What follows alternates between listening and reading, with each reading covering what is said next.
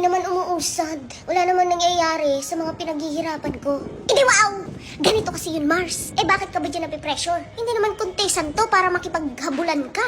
Para ma-worry ka na hindi pa umuusad or nag-work. Malay mo hindi mo pa oras. Masyado kang excited. Sa buhay, paghihirapan mo muna ng bongga bago ka makarating sa tuktok. Walang shortcut, Mars. At hindi ito pa-contest. Take it easy. Take it slowly. Huwag mong isipin ang iba. Kasi nakita mo yung mga videos niya, maraming views. Nakita mo yung page niya, ang bilis niyang makarami ng followers. So ngayon, iniisip mo, bakit ako?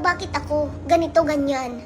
Kasi nga, pinagkukumpara mo yung sarili mo sa iba. Just be happy for them kung mabilis silang naka-reach ng 100,000 followers, million followers, because nakatanda na sa kanila yun. Baka ikaw na yung susunod. Kaya be grateful, be thankful, para mas lalo kang paulanan ng biyaya. Malay mo bukas, ikaw na pala yung susunod. We never know. Kaya stop comparing yourself to others kasi hindi siya nakakatulong. Nakaka-stress. Pag ba ikaw ay tumigil, may mangyayari ba? Wala. Kapag ba ikaw ay tumigil, dadami ang followers mo?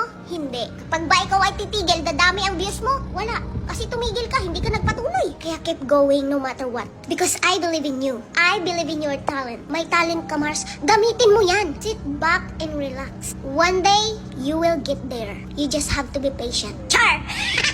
Wala ka sa buhay niyo, mga dipong.